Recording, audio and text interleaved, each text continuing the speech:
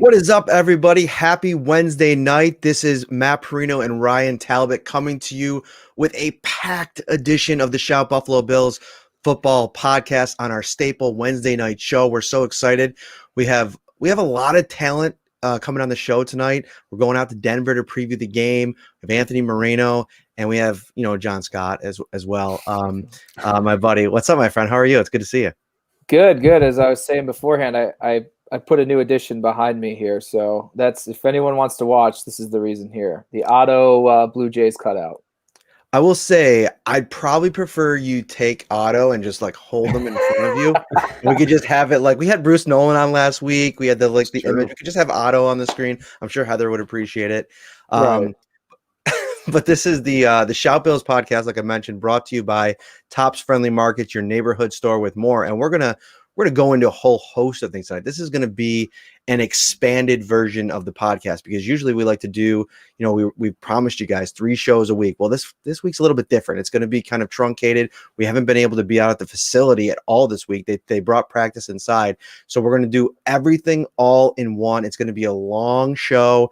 Get comfortable, maybe cast it up to your TV, make some popcorn, and we'll get into a lot of stuff. Now, let me ask you, first of all, let me welcome to the show, Mr. Ryan Talbot. How are you feeling tonight, my friend? Hey, doing great on this end. Not too thrilled with all the snow, but I guess we were overdue.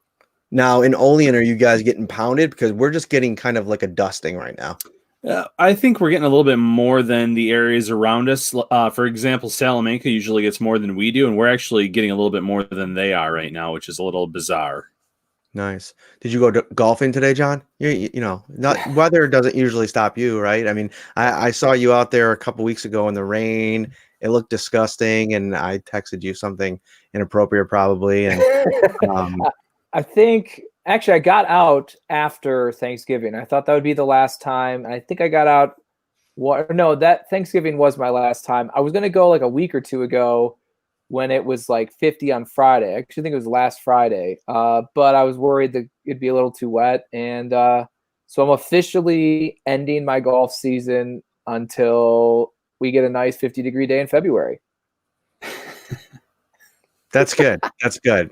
Just take a couple months off. You've earned it. I mean, you were out there stroking it this season. We played a couple rounds over at Glen Oak. I got the old stick out this year. I was pretty happy with myself. I didn't play a lot. See, I'm not good at like golf, like in terms of like playing the game as a whole, but I like to grip it and rip it. And I was feeling it all year to the point where, Mr. Muscles here was like kind of looking over to me, kind of like, man, I wish I could hit the fairway like that. So it was a good year for me on the golf course.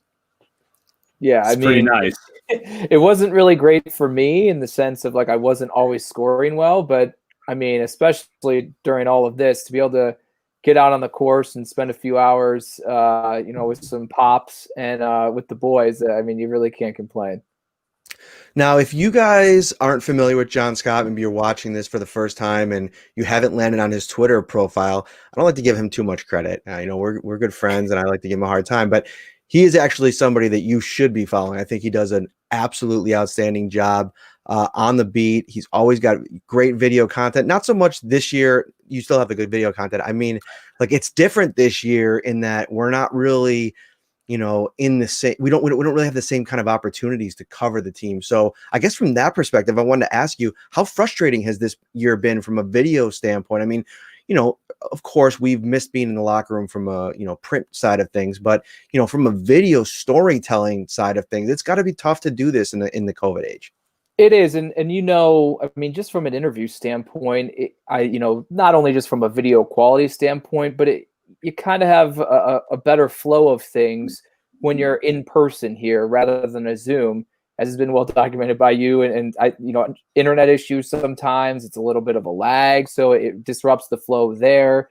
It just, from that standpoint, it's not as personal of a connection as we get when you could do those things in person. On top of the fact, just from a locker room access side of things, we are, to the most extent, at the will of who the Bills decide that we are going to talk to during the week. Whereas when we have locker room access, if you want to go talk to someone else or do a side story that no one else is interested in, you can just go do that whenever and however you feel. You can take up someone's time for longer than if you're in a Zoom. Yes, we can request guys one-on-one, but with everything that we're going through, it's a much tougher task. And then from a video standpoint, we're when we are allowed to practice outside, our access points is limited to one side of the field. So for instance, people may not have noticed, but you don't really have much video of the offensive line, and you don't see very much video of the defensive line because they're 100 yards plus away from all of us here. The people that are the closest to us are when they're doing the passing game drills. The DBs, linebackers are kind of there, but the farther they go down the field, it's not that easy. Whereas typically we have pretty free reign to literally run the entire or be around the entire perimeter of all of the practice fields at one Bills drive. So in that sense, it has been challenging and different and unique. But all of us, print, radio, TV, we've all adapted and kind of understood the limitations and navigated our way around still producing the content that we can. We're going to get into some Bill stuff here in transition in a second, but before we do, like I was talking to, I believe it was Sal Capaccio one day. I'm like, man, Twitter has been such an awesome place the last couple weeks. I don't know what, I can't really put my finger on it. And then I realized, oh, Jon Scott has not been on Twitter. He couldn't get into his account. It was great. No, what happened? Tell me a little bit about that and how now you're back, and you're back in a big way. Yeah, so over a month ago at this point, I got a DM from our meteorologist, Kaylee Wentz, on Twitter, and verified accounts. And Kaylee's a good friend of mine, even prior to when she was working here, became working at Spectrum News with me. So I didn't really think anything of it. It was a Saturday night, and I'm like, oh, whatever. I clicked it. It's like an Instagram login. I'm like, this is so strange. Didn't really think anything of it. Then I try to log in on Sunday morning before a Bills game, and it's saying my password is incorrect. And then it's saying the email associated with my account is incorrect. Well, I come to find through Kaylee that it's a Twitter virus that she had gotten from another reporter at another station here in Buffalo. And by the time kickoff happened, I told other people in the press box and things like that, found out Ed Werder from ESPN dealt with the same thing. So there was an ESPN-wide memo saying, do not click on this link. Eric Wood was dealing with it, and he was off Twitter for weeks and weeks, and we were going back and forth with trying to figure it all out. I mean, it was a widespread virus that took down me and some other people I work with and other people all across the country. And just over a month, so I got back, I think it was a week ago or something, I finally got my access back, and I got to tell you, it's bittersweet being out there because obviously it's such a huge part of the way we cover the team and things like that. And I love the content that usually only finds its way on Twitter. It doesn't necessarily make it on air and whatnot. But there are some moments I get mistaken my handle for the Fox News anchor. So a lot of whether you're pro-Trump or anti-Trump, I get these most random, ridiculous, almost shouting at me things in regards to whatever side of the political. Man, I just covered the Bills, man. I just covered the Bills. So I usually come back with some quip of like, wow, I didn't know Josh Allen was worried about the deficit or, something like that. Yeah, it's an interesting thing, but it was really strange. And I actually missed being on Twitter, which I know at points on a daily basis, I'm sure we all say, I wish this website would crash and burn forever. Huh. Well, speaking of Twitter, though, the national media is all over the Bills on Twitter. Everywhere you look, the outlets are talking about Buffalo. So it's almost kind of wild to see. You've been covering this team for about 7 years now, correct? Yeah. Just how remarkable is it to see how far along this build has come over those 7 years? Now, obviously, different tenures over that time, but from where they were when you first started to where they are now. Well, when I started in 2014, it was Doug Marrone, and they went 9-7, albeit Brady sat the second half of the last game. That was one of the asterisks, you could say, as they beat Tom Brady and the Patriots over this 20-year window. But they were trending in the right direction here, albeit they still didn't have their quarterback of the future. They brought in Kyle Orton, bench DJ Manuel, but that team was trending upward. Marrone was gaining some momentum, and then obviously he up and quit. And that was just so shocking that a guy would would quit and leave. I think it was like $5 million on the table. It just was crazy. So he up and quits. That obviously resets the counter. Then you go to Rex, who it's a huge just sideshow and carnival ride that with him, highly entertaining and great for us because there's always something to talk about. But they're right in that middle range here, and you just I was able to quickly relate with Bills fans who have been lifelong fans of the team or people who've been covering the team longer than me, because being a Clevelander, I can relate to a lot of the disappointment here and lack of success, but things were just they were so topsy-turvy and always just crazy, but they were never like really, really bad. So they were always into it as you got to the final month of the season, but you're like, this team really isn't that good. So it's interesting, and you just never had faith in any of the people that were in the key positions. You didn't have faith in the head coach. You didn't have faith in the quarterback. You didn't know if they had any direction at the top, and it just had this revolving door feeling of they hire Sean McDermott. Well, who's Sean McDermott? I mean, he's a defensive coordinator. Why is he going to be any different than any of these other people before? Why is Brandon Beane going to be different than Doug Whaley? Why is Josh Allen, the guy that was the least talked about and heralded quarterback from that draft class, why is he going to be the one to turn things around? And then through 2 years, you're like, I mean, they got really lucky in 17 and Josh is, whatever. But then last year, you started to see them making strides. And this year, we all, I think, agreed was however far Josh Allen takes a step forward is how far this team is going to take a step forward. And it's remarkable. It's funny. I actually texted Andy Young, a guy who's covered the team with me ever since I got here in 2014. And I'm like, for years, every year I've covered this team, every week you talk about the quarterback, whether it's EJ Manuel, Kyle Orton, Matt Castle, Tyrod Taylor, Nathan Peterman. Every week you're talking about the quarterback. Honestly, I don't talk about Josh Allen every single week because what more is there to say about him that is anything different than what we've seen early on, certainly, and when you have some ebbs and flows. But to me, that's the most astounding thing here is you have to search a little bit deeper to find some of these stories, because I wondered what it would be like covering a good team and how you conjure up content. That is what I'm trying to figure out, and I'm learning to do here. There certainly are still a lot of interesting things here, but I don't think we don't have to hammer the nail with Josh Allen is an improved, really, really good quarterback unless he does something even bigger or falls back a little bit that really dictates that. For me, and Ryan, I'd like to know your thoughts on this too. The biggest difference with this year's team and the kind of trajectory that they've been on all year is that I go to the end of November and these early December games and, the big wins. I mean, San Francisco and Pittsburgh back-to-back on prime time. Those are massive wins. And really, when the game mattered the most, neither game was ever in doubt. I mean, you go back years and years and years. I can't remember what year it was, but it was the Dallas Monday night game when the Bills came out on Monday night and they were just flying and they were beating up the Cowboys on national TV. I was watching it back. My wife and I had just started dating.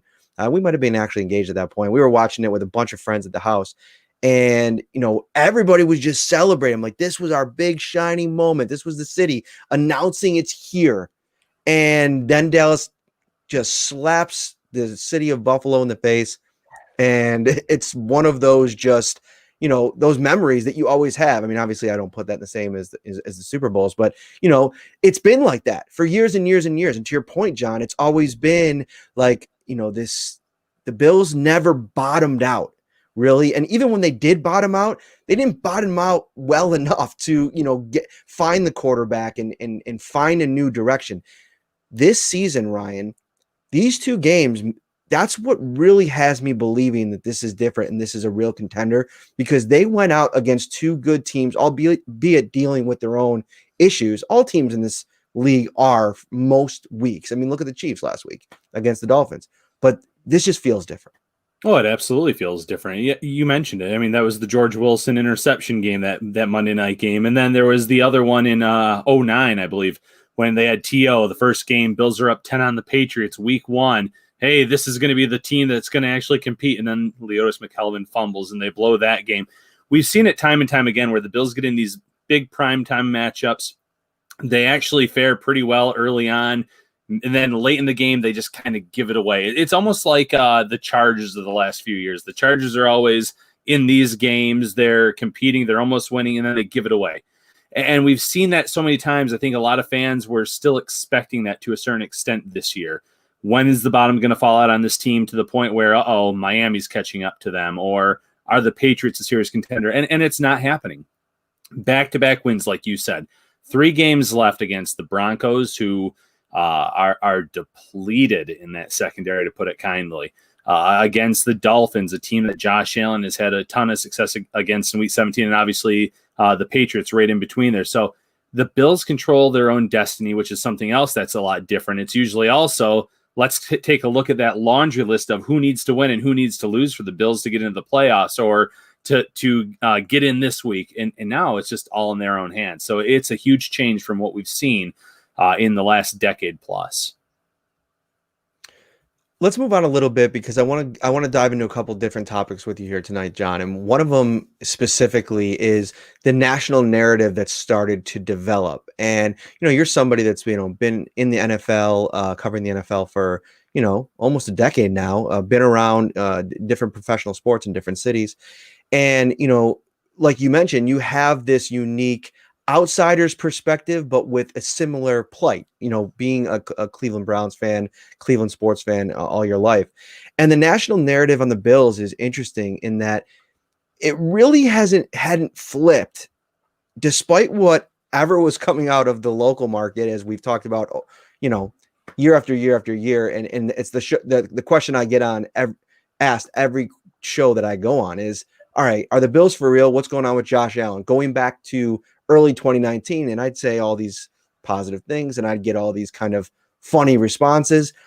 But now you have Colin Cowherd coming out today, or yesterday, I believe, and saying that the Bills are the best team in the NFL, better than the Chiefs. All right, let's dial things back, Colin. Well, actually, maybe that's a tad bit much of a request for Colin, who said that Josh Allen in July didn't even deserve to be a top 200 player. What do you make of all of the noise that is the national narrative and just now the belief in this Bills team and how this Bills team might react to that, handle that moving forward? Well, let's be real. The Bills weren't on national TV and primetime spots very much until this season. So whenever anyone commented on what the Bills were or were not, they probably were doing it based on random highlights that they would see. And we all know, especially on social media, especially with Josh Allen, the first 2 years, very rarely did you see any of his top end throws. You sure as heck would always see the worst of his performances, even if it was a random first down play in the third quarter of a close game. Someone would find an errant throw, put it out there, and boom. And again, with Josh Allen, if you thought a certain way about him before he was drafted, until this season, you probably, unless you were someone who did watch the games, most people weren't. If you were an outsider, didn't see much of him, just looked at his stat line and saw the end of the Houston game, you probably said, well, this is the guy I thought he was. He's inaccurate. He's too reckless. He doesn't hold on to the ball, and he's not a franchise quarterback. And if he's not the franchise quarterback, then the Bills are just a flash in the pan with a good defense, and they're going to have to start over an offense like they have for 20 years. This year, they're doing it on a bigger stage, to your point earlier, Matt, that people can see them. They're in time slots, even when they aren't in those prime time slots. Maybe their game is slid up into there. But when you play Kansas City, yeah, they didn't win the game. The Tennessee game really dinged them. But since that point forward, they still have had moments, and they have looked like a very good football team led by Josh Allen, looking like a very good quarterback. So that, to me, is where things have shifted. I just think it's essentially people are more educated in the way that they're formulating their opinions on this football team, because the Bills are a better team. The Bills, I think a lot of us understood what they were last year. This year, there was the questions of Josh. We saw it. early on because it's what we do and we're here in this area. But it took a couple weeks down the line for people to see what Josh Allen can do. And yeah, I think it's no coincidence Colin Cowherd sees it against San Francisco and sees 375 at 80%, 4 touchdowns, and no interceptions, and then sees what he does against a Pittsburgh defense in the second half, 14 at 20 and 2 touchdowns, over 150 yards. That's why I think things are changing for a lot of people, certainly not everyone. Great stuff. I was kind of reading some stuff over in the chat section, which is a cool feature of all of our live podcasts as interaction with the listener, which we always appreciate you guys coming on, joining us, taking part in the show. This is the Shout Buffalo Bills Football Podcast. If this is your first time here, thank you for joining us. You can find us on all of the podcast networks, Spotify, Google, Stitcher, Apple, all of them. Subscribe there. You'll get them all directly to your phone. You get a notification. All right. So one of the big things happening, in Bill's Twitter today, and there's a ton of comments, in here about it. So I think we probably should just address that really quick. Domonique Foxworth and Bomani Jones recently had speaking of, the national conversation, they've recently had a podcast together. And, basically the long and short of it is, Domonique Foxworth came out and said that, sometimes he roots against Josh Allen or enjoys the bad plays that he makes because of some of the fans that he's seen in his mentions that defend Josh Allen to him. And correct me if I'm wrong, Ryan, when Mel Kiper went on his rant the other day, Foxworth was one of the guys laughing in that video, right? I believe so. So, Ryan Clark. Yeah. So I think Ryan Clark was on there too. There was a few people on that panel that obviously were not Josh Allen enthusiasts. And I think it's important to remind everybody here. I mean, there's a lot of these folks scattered around the national media that, whether or not you had a certain take on Josh Allen, you tend to cling to that. Well, obviously, over the last couple of days, this story has taken on a life of its own to the point where, Bills fans responded. They got things going with a charity, Bomani Jones charity. They started a donation drive to that. That kind of got things sparked up. And then Jon Feliciano and Jordan Poyer came out today directly calling out ESPN and Foxworth for these comments. So I guess let's throw it out there. Let's talk a little bit about it. What are your reactions to this and how this is transpired? For a former NFL cornerback, he still has his back pedal based on his comments to Jordan Poyer. He kind of went with, no one that I respect is taking these comments seriously. And that I guess that's what kind of bothers me the most. If you're going to stick with something, don't backpedal away from it. If that's what you truly think, that's how you truly feel, then, that's your opinion. It's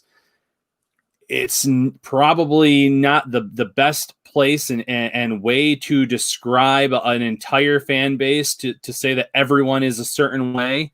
But at the same time, he's already kind of shying away from that, which I guess maybe bothers me quite a bit, or maybe the most of this whole thing.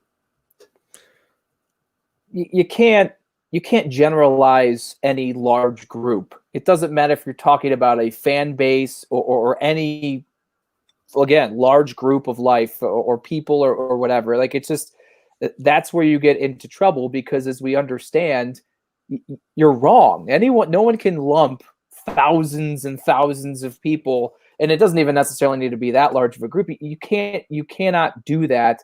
And again, if we all are on Twitter, I don't get it nearly as much as other people here, but if you take the small part of what some knuckleheads on social media say and the way that they act and respond, and then assume that that's how an entire group is, like, that's just being dumb. I mean, I think we're all mature and understand the landscape of social media and the positions that we are in the media, with not nearly the reach that someone like Foxworth has.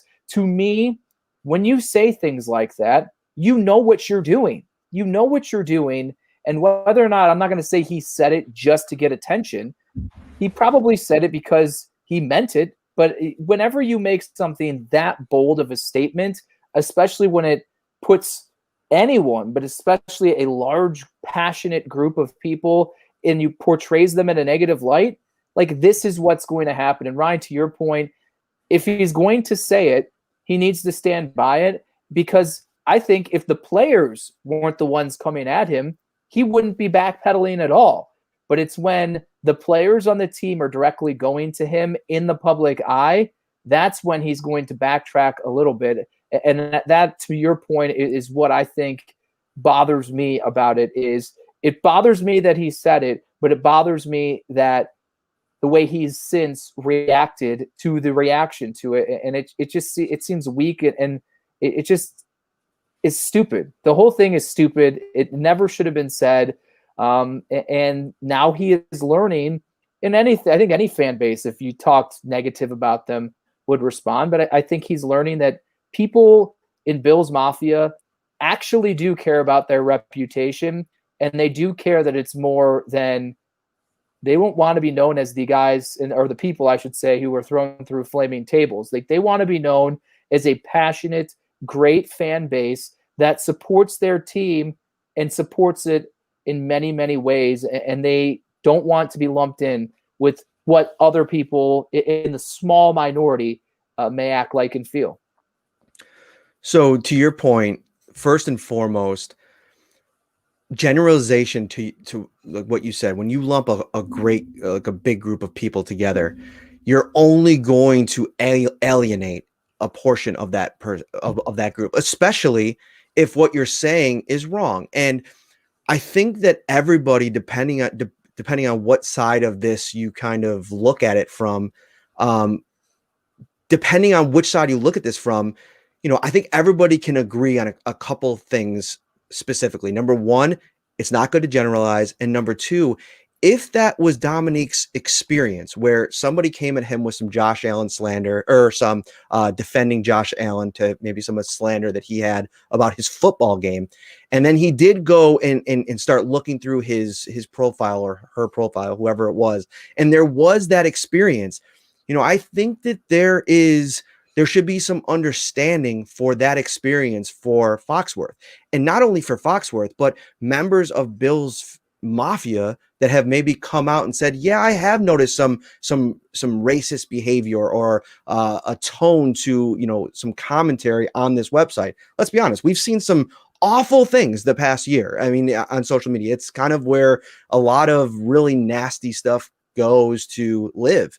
And I think that how I approach it is, I don't want to minimize anybody's experience, but I've also have firsthand knowledge of, the people that are in this city that, root for this team, that are online, that I've met in person before all of COVID. And I could say to Jon Feliciano and Jordan Poyer's point, this is a fan base in a city filled with great people. And I think that there are bad apples in every city and county of this country, in every state. And I think to sit there and say that you're rooting against a guy because a couple fans that you experience, and that's another thing. Domonique Foxworth, man, you're on ESPN. You deal with millions of people every day. So how many individual Josh Allen supporters are you actually dealing with? It can't be a huge sample size.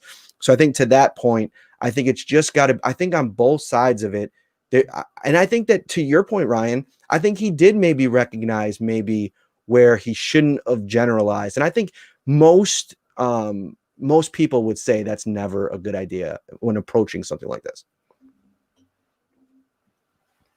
I was kind of tossing it back to you, Ryan, but he's like, okay. I'm good. Yeah, I know. I think we've covered this pretty extensively. I think we've all raised some valid points there, and at this point, it's going to be interesting to see where it goes if he does address it again in another podcast, or maybe if he does release some kind of statement, because I don't know what is left for him to do other than that at this point in time.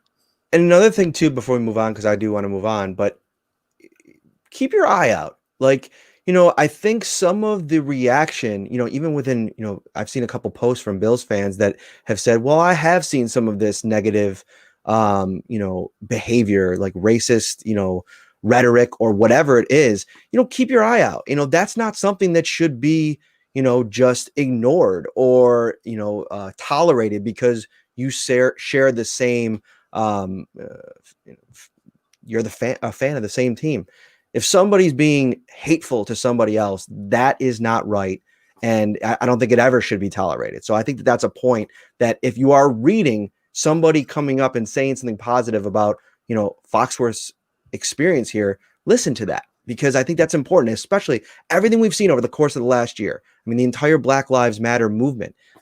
Just open up your ears and listen to what somebody else that may be hurt is feeling. I think that's a good way to live your life. But let's move on to some football stuff. I want to get to, speaking of slander, who's gotten a lot of slander over the last couple of years? Baker Mayfield, who is just, I think I shared his GIF the other day where he kind of runs down the sideline and makes a little hand gesture to his coach. I can't remember when that was, but I always got a kick out of it. I'm like, to me, that's Baker Mayfield in a nutshell. And I feel like the last couple of weeks, he's kind of done that metaphorically with the way that he's played.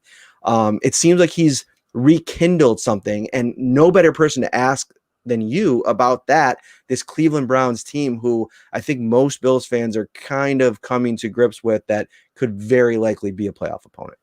It starts with coaching, and you could say that was the foundation certainly for the Bills turnaround. And the Browns have found a head coach who is utilizing the strengths of the team that he has. And Baker Mayfield, I think, was broken last year because Freddie Kitchens did not have a good system, whatever. The Freddie Kitchens experiment was a disaster, and Baker Mayfield drastically regressed. His biggest attribute and best attribute, his rookie season, when he set an NFL record for most touchdown passes by a rookie. Got to get that in because Justin Herbert's probably going to pass him. But his accuracy and timing was impeccable. And last year it was not. And the beginning part of this year, it was not. The running game is what this Browns team offensively needs to lean on. And that just seems so obvious when you have Nick Chubb.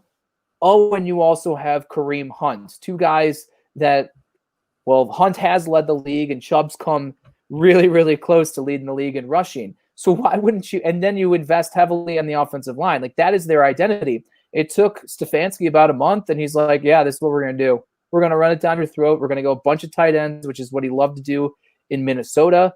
And we're going to almost reel Baker back in, and now they're starting to release him a little bit more. And you saw that in Tennessee when he had a monster game, even in just the first half.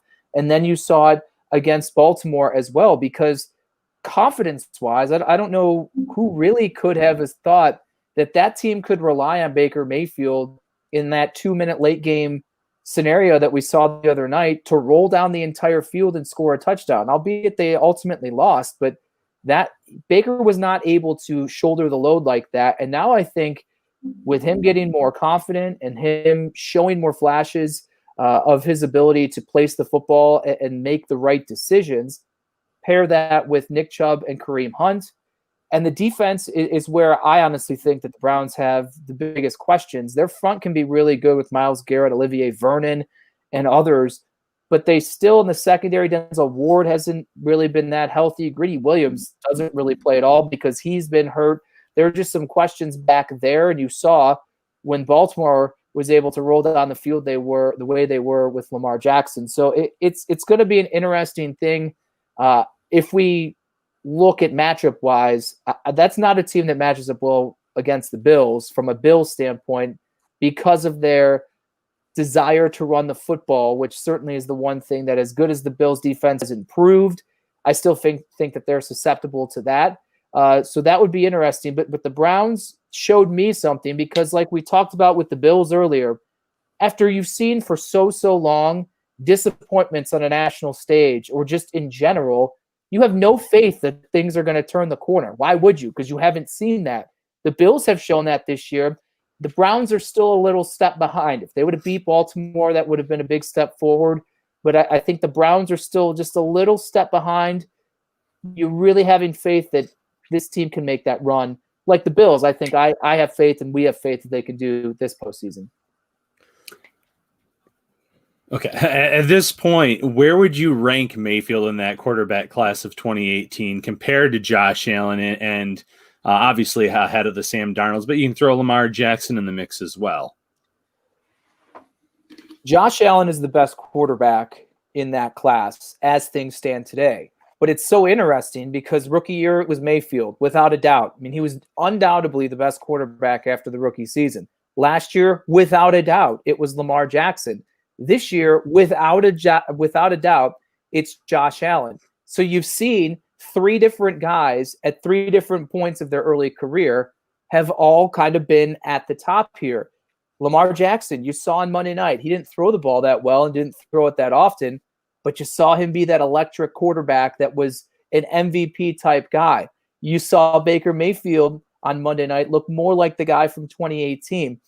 I would put Josh number one, and I honestly think I would put Baker Mayfield number two and Lamar Jackson. My only thing with Lamar is his passing numbers, particularly down the field, which he was pretty good at last year, are not the same this year. And as much an electric as he was on Monday night, it was all with his legs. And that's what made him so good in the back end of his rookie season is he produced that element that nobody could stop. What really elevated him to an MVP last year was the guy threw 36 touchdowns, 6 interceptions, and was at 66% clip.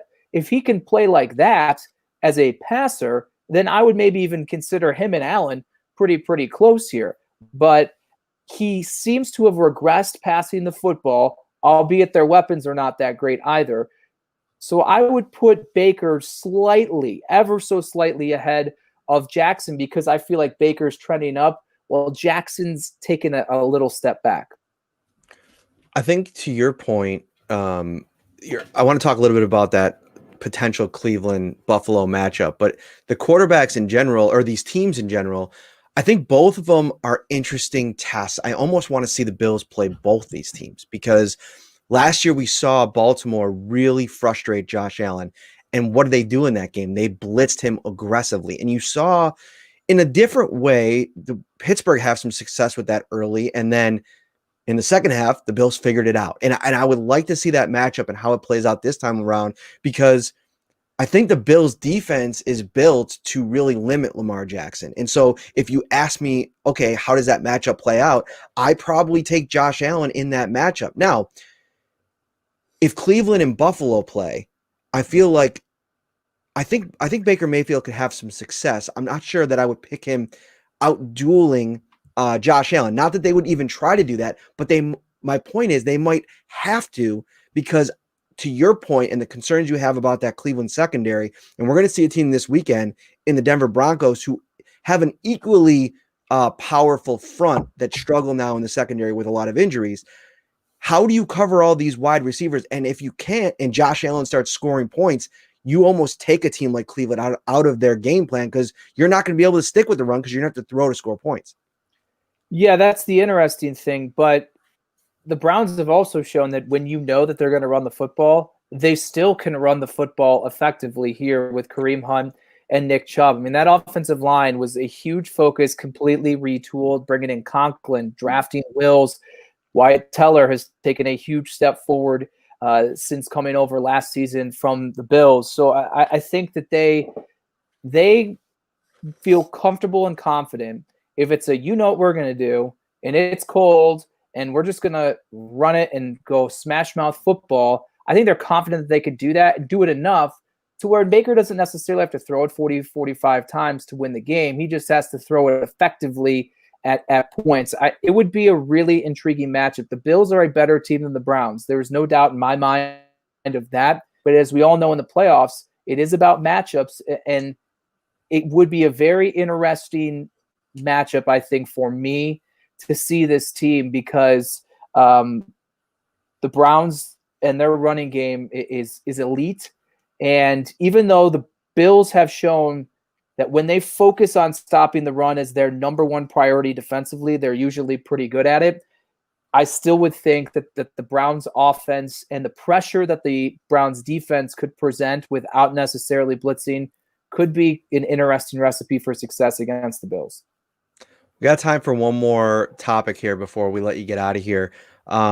We're joined tonight by Jon Scott from Spectrum News. He's their Buffalo Bills beat reporter over there. And I want to bring up Zach Moss because he had himself a really strong, solid fourth quarter and a couple runs on that fourth quarter the Bills needed. I mean, they were trying to, extend that game or extend their drives, try to run out the clock as much as they could. They were up by 2 scores late in that fourth quarter. Obviously had the much publicized 7-minute drive to finish it. And Zach Moss kind of asserted himself a bit, and they went to him, trusted him down the stretch. So what do you envision now for Zach Moss moving into, this next stretch of games on the heels of a San Francisco game where he had a big mistake and was kind of reeled back a little bit? Outside of that fumble and subsequently being essentially benched for 2 quarters in that Monday night game against San Francisco, the scale has slightly been tipping Moss's way before that as well. It's not drastic to the point where we saw Zach was the one getting the majority of the carries on that final drive there, but Zach Moss has seemed to be the more favored back since the beginning. I mean, even early in the season when they weren't running the ball that much, Moss, at least early on in games, seemed to be the one who was getting more run than Devin Singletary. Obviously, then when he got hurt, he kind of, took a back seat, but he reinserted himself to be right there, at least even if not slightly ahead of Devin Singletary in snaps and touches and carries and things like that.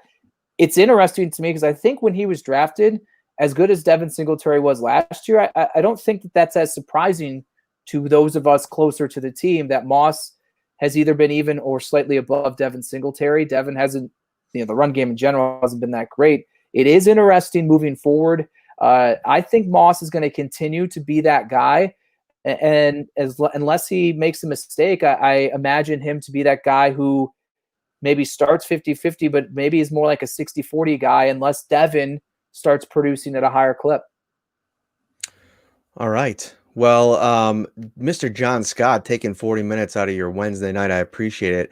I probably took you away from a couple crispy Christmas ales, and I apologize for that. But I'm sure you'll catch up for us after we get off air. Why don't you let everybody know where they can find you, what you got working on? I know that you and Kevin do a weekly show yourself, so let everybody know where they can catch it.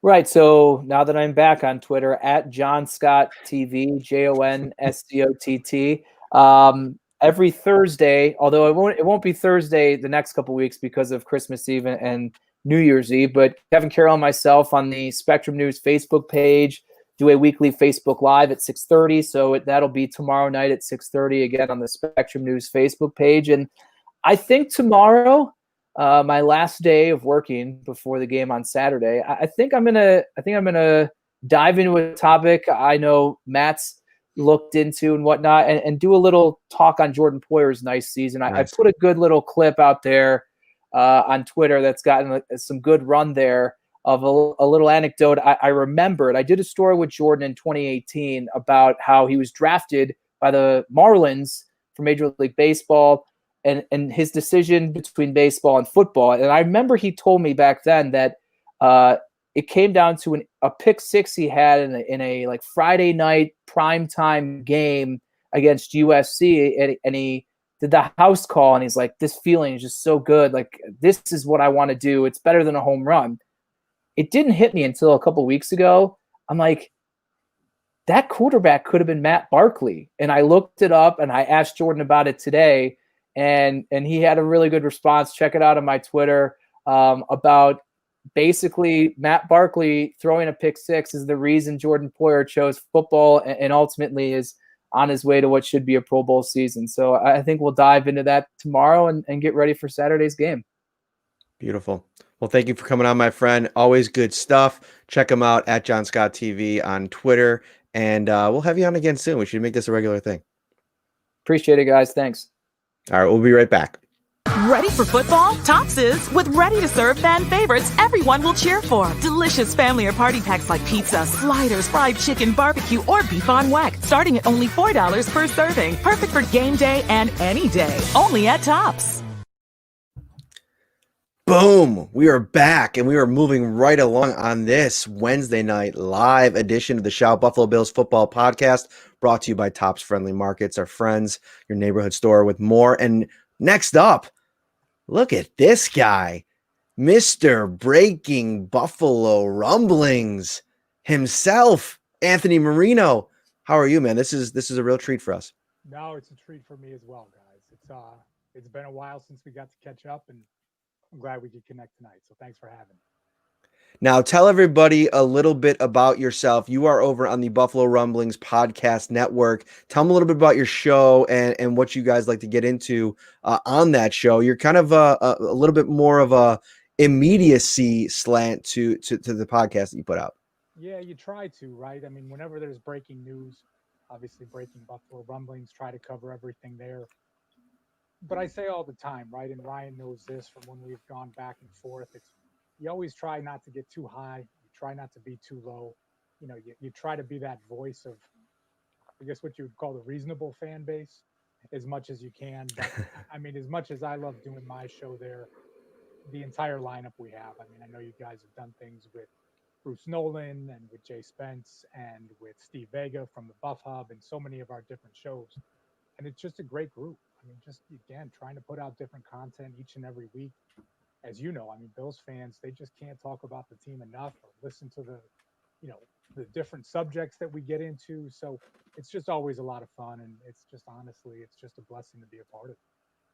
Ryan, you and Anthony go way back. Way back, BillsMafia.com days, and pulled up some old videos today, in fact, where we were talking about Bryce Brown and EJ Manuel. Anthony made a nice reference to, where's the veteran quarterback in the room, and he mentioned Kyle Orton by name, so he was calling that or bringing that into existence back then too. So yeah, I still remember those days very well. I look back on them with a lot of fondness, and it was interesting because Anthony was always like, it felt like he was always traveling around somewhere and be like, hey, let's shoot it here, and then he'd be in some hotel room or doing this, that, or the other because he'd be traveling for work, and he was always willing and game to do it, and I always appreciated that. Well, we're glad to have Anthony here. And before we continue, see if you can mess around with your audio a little bit, because I am getting a couple comments that they can't hear you too well. And there's usually like a little 3-dot thing on your screen. Just see if you could change your audio input, see if that works. And while you mess around with that, I want to bring up what we're going to talk about next with Anthony, and then hopefully the audio works. So I want everybody to hear you because we've been waiting to do this, and I want it to work well. The Bills, we put up a story today. Josh Allen was asked by John Warrow from the Associated Press, asked him a couple questions about, the AFC East and the fact that the Bills could win their division for the first time since '95. If they win on Saturday, or even if they lose, if Miami loses to the New England Patriots, that will clinch the Bills their first AFC East title. So they're on the cusp of this, Ryan. I mean, we're at this point, it's about as official as official can be without being official, because I think their odds right now, they're minus 5,000, which means you'd have to bet $5,000 to win 100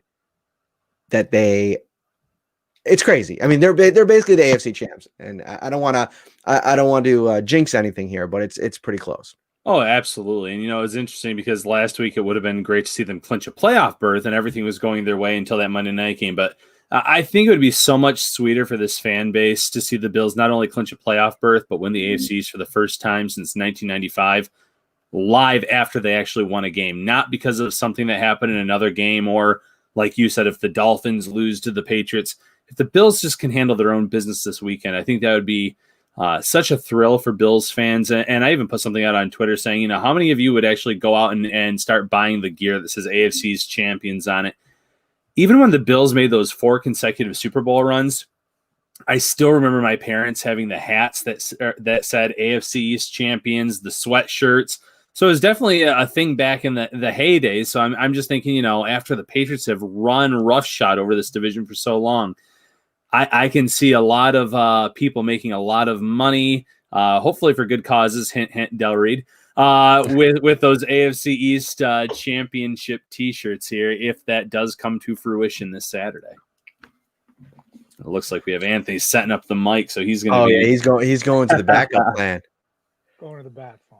Yeah, go to that one because it's a little bit muffled and it's a little bit quiet. So Ryan, you brought up a cool little topic here, and It's one that hopefully we can get Anthony in here to chime in on. Back in 1995, who was Ryan Talbot in 1995? A big WWF wrestling fan. I was a solid, well, let's see, if we're talking 95 at this point of the year, yeah, I would have been about 11 years old. So probably playing with my pro wrestlers. I think maybe the Power Rangers were popular back then. When did the Power Rangers become a thing? Was it around that Power time? Rangers guy? Yeah, that makes sense. That makes sense. You were a Power Rangers guy. I used to tease my brother because he was a big he was a Green Ranger guy. He had the little Green Ranger dagger. Yeah, and then he became the White Ranger, so don't worry about it. He came back. I was a little worried there for a time. So, like, we've become really close, Ryan and I, and that's one of the first things you said where I've kind of been like, ooh, Power Rangers.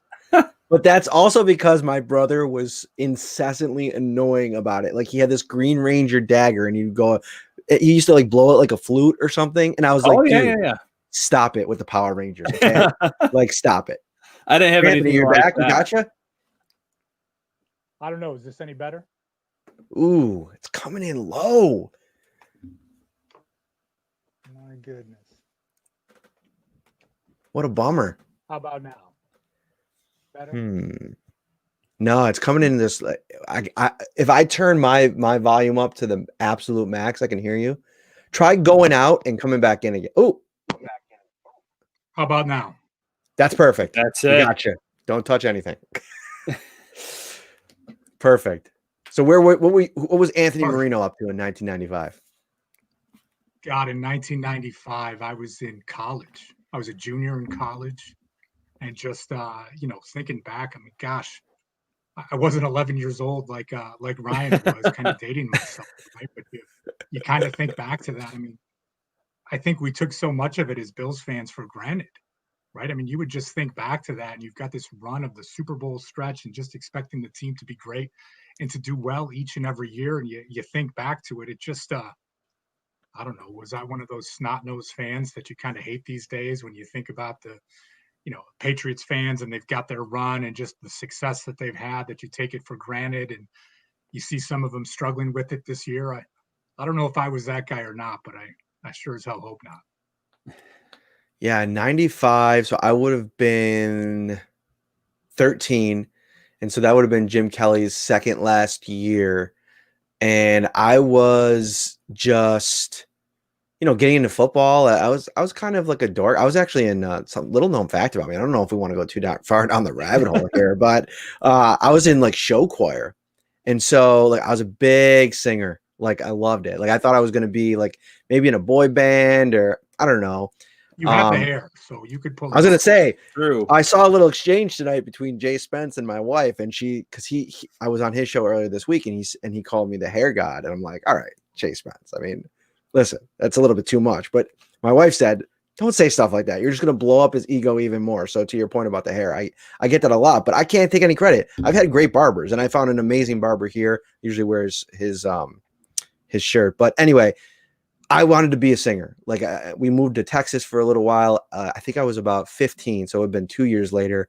And I was in a show. I was in Guys and Dolls. They were about to do Grease. And I was going to be Danny Zuko. I had it all planned out. And then we moved back here. I actually dropped out of high school. Like I said, we can go real far down the rabbit hole here. But no, growing up, I feel like 95 was like that weird malaise where it was so like everything came up roses for so long, even though they didn't win a Super Bowl. Like I tell people all the time, like, you don't understand, like back in the day, like when the Bills were going to the playoffs, like we had days off of school. Like it was like a national holiday in Buffalo. Like I remember, I mean, everywhere you looked, I mean, you go to the mall, well, in non-COVID times, and you see everybody wearing Bills gear, don't get me wrong, but that was everything was Bills. So I think that was a fun little game to play. Let's jump around the AFC East though a little bit, because this is something that Ryan also suggested that I think is very timely and conversational. Let's start off with the Jets. They're, an absolute mess, and the future of Sam Darnold is obviously very much so up in the air. and they may have a chance to draft Trevor Lawrence. And I think if they do get Trevor Lawrence, the Brian Daboll potential there becomes very interesting. Anthony, does Brian Daboll to the Jets have any legs? And if it does or doesn't, where do you feel like the best fit for Brian Daboll is? Well, one, I think it certainly has legs, right? From that standpoint, you can look at it, and I mean, we're making an assumption right now, but I think it's a pretty safe one that Adam Gase's time is coming to an end as the head coach with the New York Jets. So it certainly would make sense, but I think there's a more obvious choice, at least for me, would be to go to the Los Angeles Chargers. You look at Herbert as a young quarterback who's done some good things already. Tom Telesco is a Buffalo guy. Someone was talking not too long ago that Telesco and Daboll went to the same high school. I don't think they were there at the same time, but you think about some of those Western New York connections and some of those pieces. I mean, if I were Brian Daboll, would I want to be taking over the Jets for what they have gone through, the rebuild that they have in front of them? I know they have a lot of cap space, but just I don't know from that standpoint if he would look at it and say, okay, I'm going to be in the same division with my old team. If I can go out to Los Angeles, the quarterback is a hit. Not that Trevor Lawrence, I mean, it doesn't seem to be too much of a question around him. But again, like to what extent, how long can that rebuild take? So if it were me, I think the Chargers is a better fit. But, there's only 32 jobs of these in the country. You get an opportunity to be a head coach. I mean, I know some fans, they want to rationalize where Daboll will be back with the Bills next year and they won't leave. And, well, why would he want to pass up on a chance to compete for a Super Bowl? But again, when you talk about his career and the different programs he's been a part of, when you have a chance to be a head coach, you certainly want to take it. Here's something interesting, Ryan, and I'd like your thoughts on it. The one thing that I just think about when I think about Brian Daboll going off and interviewing for jobs is he's in a unique position because of the success that they've had. He can kind of interview the interviewers a little bit. I think he can be a little bit more picky about the situation. Now, there is a lot of situations out there. I mean, you mentioned the Chargers, you mentioned the Jets if it ends up being Trevor Lawrence. Those are the kind of jobs that I think that, offensive minded head coaches, play callers would jump at. But as much as Brian Daboll might be in that position, is he the top target on the market? Because I think Eric Bieniemy should be ranked above Brian Daboll. And then if you're thinking about from that perspective, if Bieniemy ends up getting whatever job that maybe Brian Daboll had his eyes on, does it not make sense for him to sit back? And we still don't know. I mean, the Jets, for all the negative things that you could say about their organization, and Adam Gase being one of the main ones, they could still potentially win a game or two down the stretch here just to, mess everything up. I think it was you, Ryan, that brought up in the second thing here is, could the Patriots foil the Jets' plan to get Trevor Lawrence? I wouldn't put it past Belichick at all and say week 17, we're going to evaluate all of our young talent. We're going to throw in our whatever quarterback he thinks has the best chance of losing them the game. I guess you'd have to go with the young kid because there's no real future there for Hoyer, obviously. So Stidham would be your quarterback. But go with all these young guys. And you're not going in your locker room saying, guys, let's lose this game. But giving yourself a competitive disadvantage, I guess, and saying, hey, let's just see if they can beat us. Let's just see if we can get Trevor Lawrence to Jacksonville or somewhere else. Well, I guess Jacksonville would be the only other really destination at this point that he could end up in. So I wouldn't put it past Belichick. I guess that's where I would go with that. But with Daboll, I think that Anthony has a good point in saying there's only 32 of these jobs. But I do look at certain situations where I say, I can't see him taking that job, like a Detroit, for instance. Pretty soon they have to turn the page on the quarterback position, correct? Matthew Stafford, injuries, age, et cetera, et cetera. They haven't won, even though I think he's a very talented quarterback. They haven't won much with him at quarterback in his career there.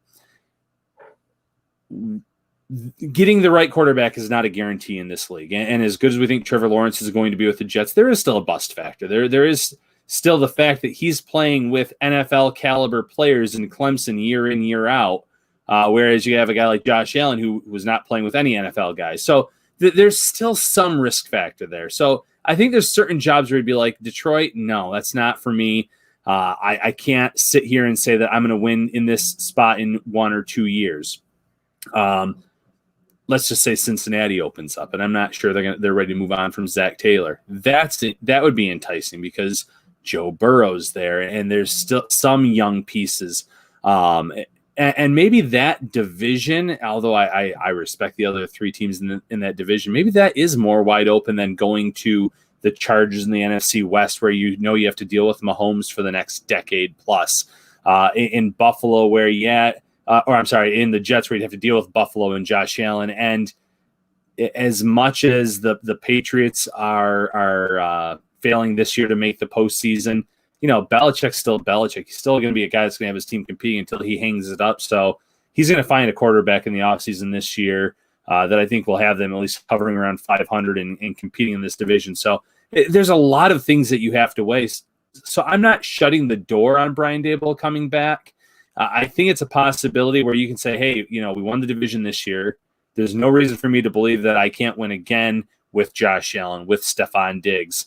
And maybe my dream job will open up the following year. But to Anthony's point, if that right opportunity comes along and the offer is there, I think he'd be foolish to turn it down. I didn't know if you wanted to add anything in there, Anthony. I saw you kind of lurking. Right? I mean, when you think about it, and honestly, it was not even on my radar. And Matt, you had pinged me earlier in the day, right, of saying, do you think this is something that Belichick would do? And I mean, whether you're a fan of the Dolphins, the Bills, the Jets, right? I mean, you hate Bill Belichick, right? I mean, he is the nemesis of a head coach that you've been dealing with forever. And just to think, like, good gosh, man, if he could stick it to the Jets in that way, I mean, you could just see this evil mastermind kind of working through this. And in a way, I'd almost be all for it, right? Just to see what would happen. I have a soft spot for Jets fans, though, right? You think of everything that they've gone through for all of these years as well. And, not even just to think whether it's Trevor Lawrence or Justin Fields, but like, the fact that things aren't working with Sam Darnold. I mean, of course, I want Josh Allen to be the best quarterback out of that class. And, this year, in my opinion, he certainly displayed that. But, he's working out with Sam Darnold and Jordan Palmer. They're together all offseason. And it's working for Josh. It's not working for Darnold. And you just look at that piece, and it's unfortunate for that fan base. And I don't know if they deserve to be tortured any more than they already have. But you're gonna rile up week 17.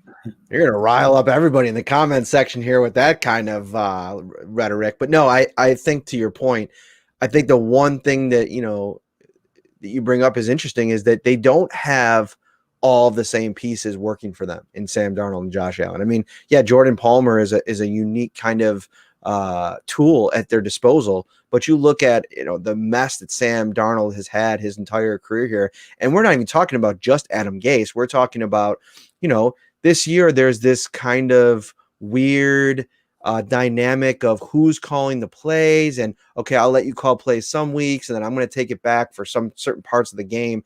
There's just always chaos around him. And not only chaos around him, what have they done to build that offensive line? What have they done to give him weapons? I mean, everything that the book that Brandon Beane has written in the last 3 years on how to build around a quarterback, it's almost like the Jets have done the opposite of that. They've written a completely different book, and it's one that everybody, is going to buy and burn because nobody wants to follow that. But speaking of quarterbacks, and this is another one in the AFC East, let's round it out with Tua Tagovailoa. I think Ryan and I have talked a little bit about him and some of our early impressions. Where do you sit on Tua and maybe what his potential in the division is here, not only this year, but in the next couple of years? Man, and it's been so hard to tell, right, with him too, because you look at things. Of course, like so many others, I have a soft spot for Fitz. So when they made the decision to bench him, it was just you're thinking to yourself, man, you're in this playoff hunt. What are you doing?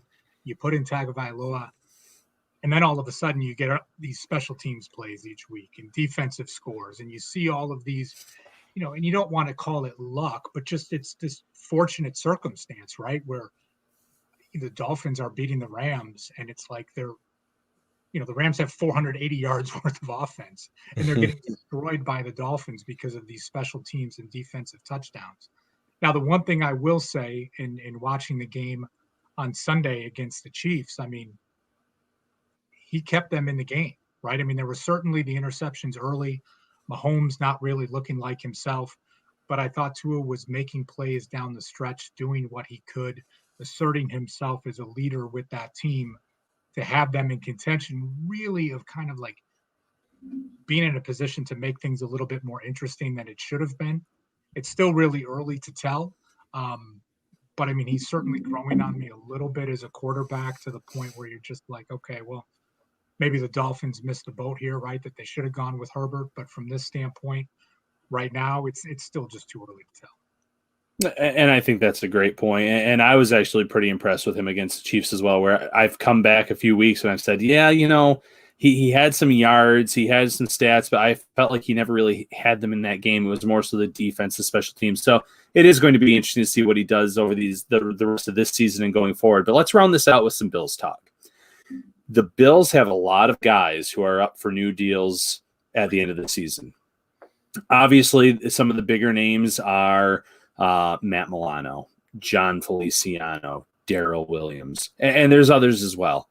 Who's the odd man out in your opinion? Who's the guy that they can't probably afford to bring back? This question I think for me was a lot easier to answer before Sunday night's game because I was probably thinking it was Darrell Williams, right? I mean, you looked at things, okay, he's here on a $2.5 million deal. Certainly has been an all-pro in the past, but dealing with injuries, bouncing around, like, is this more of a flash in the pan season for someone a little bit, in the second half of their career, let's call it? Milano obviously being drafted by the team. It really seems like, at least from what we've read and what we've heard, the coaching staff loves Jon Feliciano as a leader, but that's someone they would want to have come back. Of course, any of the perceived controversy that was there with him starting at center over Mitch Morris and what could have been taking place along those lines. So going into Sunday night, right, I would have said, well, it's probably Darrell Williams will be the odd man out. And then he kind of puts it to TJ Watt and, I mean, plays the game of the season, but I mean, making such a difference for the Bills offense. I still think it's probably him, right? If you're thinking at the tackle position, if he is going to be commanding $10 million plus a year, they've already got a huge commitment with Deion Dawkins. I feel like, at least for what we've seen with the defense, they need Matt Milano, right? I mean, we've seen some great weeks from AJ Klein, but I think that's, probably somewhere in between his peak performance and the floor that we've seen. So kind of along with I think it still has to be Williams. I mean, I don't want to say, do you put Cody Ford back at right tackle next season? Do you look to draft someone? But I think if you're saying I can only keep 2 out of the 3, Williams would be the odd man out for me. I think that makes a lot of sense in terms of salary, like you said. But, you're right. Kudos to him for that performance against TJ Watt. It's not often that I sit there and I focus on a right tackle play after play. And it was fun watching him because he was trying to get a little head start about half a second before each snap and get into his spot. And it was working. And he only drew one false start throughout the course of that game. But getting to that spot, that little half-second lead that he was getting and getting away with, that was all the difference in the world for him. Getting to his spot was all he needed to take on TJ Watt, and it was a very impressive performance. Well, and Watt was the guy, right? You think of last year's game that was an absolute terror. I remember the instant replays where he's looking to punch the ball out. I mean, literally just like these haymakers. And you're thinking, man, if they cannot contain him and keep him under control on Sunday night, he's just a difference maker. And Williams just completely took him out of the game. I mean, it was something to see. I mean, just a fantastic performance. So you gave him $5 million if you move on from Mitch Morris. You can gain $6.2 million if you move on from Mario Addison. You can gain $8 million, roughly, a little less than $8 million on John Brown. I think that you're going to have some decisions that loom here that are, you're going to have to weigh what you need more. And so what happens if I think what we've seen this year is that this Bills team, and I might be wrong on this, and they might completely shift gears and go back to Cody Ford at right tackle, but I think they don't believe in Cody Ford at right tackle. I think if you believe in your second round draft pick, you don't move him inside and then flip him between two spots throughout the season. It's almost like they're scrambling to find where they can use him. And they pretty much penciled in, and I could talk about it now because we're past training camp. They had Darrell Williams getting first team reps at right tackle from the beginning of training camp. That was something they brought him here to be, whether or not they were going to say it or not. And that's my assumption. So with that in mind, you're now building around Josh Allen, and you've seen the success of this offense. You've seen what it could look like without John Brown, but what would it look like without Darrell Williams? And if you remove that $8 million next year, this is just hypothetical, to then give you some wiggle room to try to go out and bring back Darrell Williams. I think that keeping Josh Allen in an environment where he can continue to thrive and grow should be still at the top of your priority list. And I would even say even more so than losing Matt Milano. We saw what happened with Matt Milano out of the lineup. They lose something considerable. He's one of the best coverage linebackers. He's so perfect for what they do because he's so multiple. You can ask him to do so many things in this defense, and that's so rare in this league to have that kind of fluidity and consistency. But we saw what happened when he was out. AJ Klein figured it out. Tyrell Dotson's been around. We haven't seen a lot of him. He's dealt with injuries. They like him a lot. Can he be somebody that they can kind of groom or maybe draft somebody else and build that position? The guy back there, I think that they're going to invest in long term, no matter what, is Tremaine Edmonds. I mean, they've been unwavering in their support of him and their belief in him. And so I don't know. I can talk myself into them being unwilling to meet that 12, 13 million demand for Milano. The more we see, to Ryan's point, of Darrell Williams, the more I can't be talked into them being willing to let him walk away. And even as good as he's playing, I still think they might be able to, because they gave him that chance, maybe could get a little bit of a hometown discount. I don't know. We'll see. Yeah, it'll certainly be interesting. I mean, we did a podcast with Greg Thompson from Cover One last week and really talking about, okay, if it is 175, how can you rework some of these contracts so you don't have to cut a John Brown? So maybe you don't have to cut a Mario Addison. Maybe you do kick the can down the road just a little bit with some of that guaranteed money, extend the contracts that they have, knowing that the free agency market is not going to be what you would hope it would be in 2021. Now there's talk about things maybe being bumped up to 195, different negotiations. So, if it does, it could be a moot point for all of this. And we might say, hey, right, you can re-sign all three without really having to sacrifice anyone. But it'll be interesting to follow. Yeah, and I think at this point, though, with those names, I think Mitch Morse might be the most obvious one that they would part ways with. They like Feliciano at center. They like Ike Butker at left guard. Cody Ford has to have a spot, so it would probably be right guard. You get Williams back, and then even Addison. I like Addison. I like what he's brought to this team from a leadership standpoint, from a play standpoint.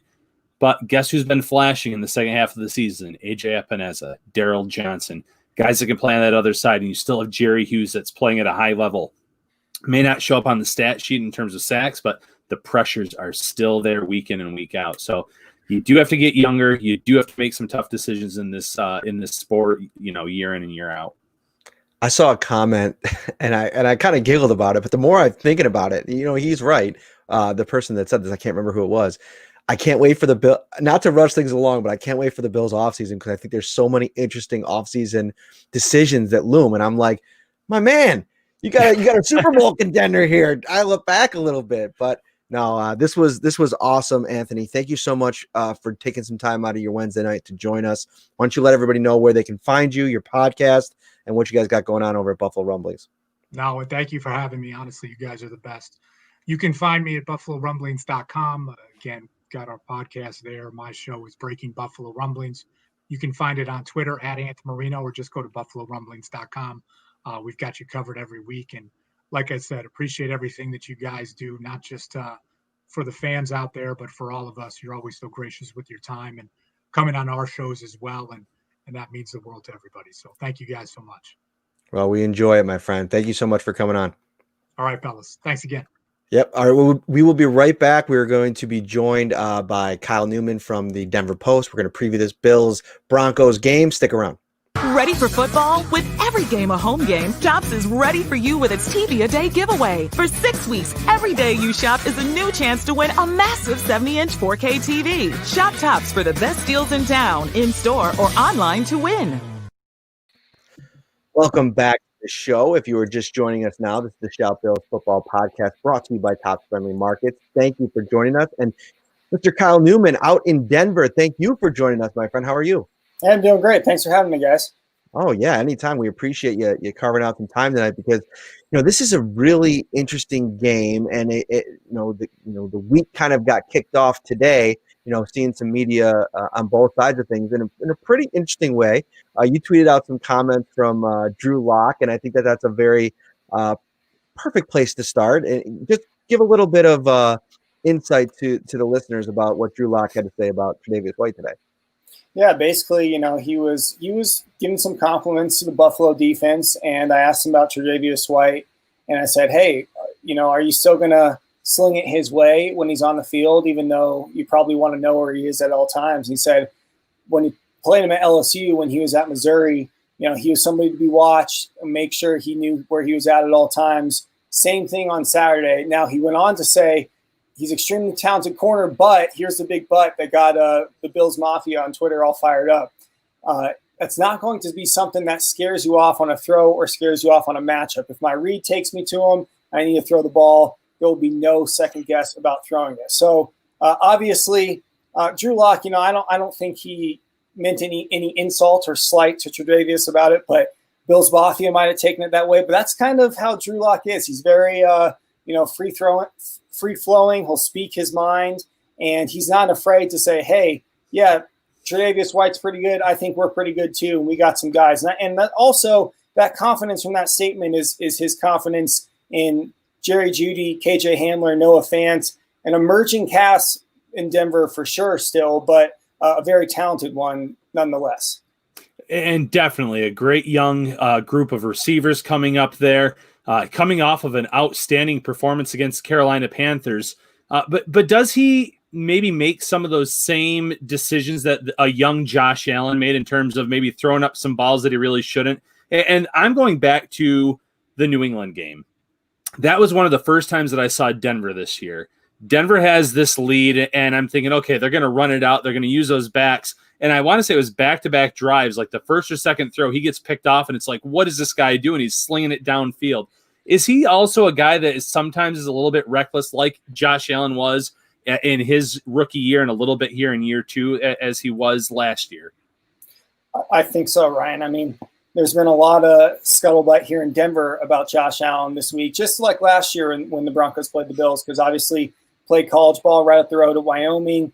Broncos in the 2018 draft, are they going to take him? Are they going to take him? No, they took Bradley Chubb, and then Allen fell to the Bulls 2 picks later. So I think there's a lot of comparisons, hopeful comparisons here in Denver. Like, hey, look at Josh Allen. Look at how kind of he's grown.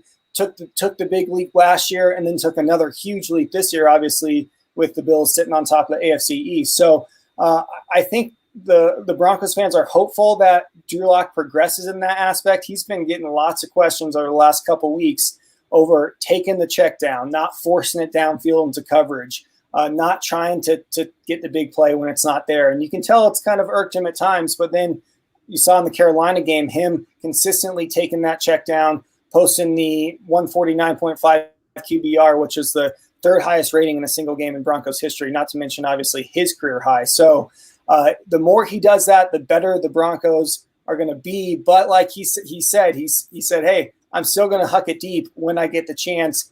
Even if Tre'Davious White is all over Jerry Judy one-on-one, if he's got a window, he's going to try and put it in there. So what's interesting about his comments for me is that while Tre'Davious White is definitely, an elite corner that, usually, shuts down his side of the field. I mean, quarterbacks have talked about it.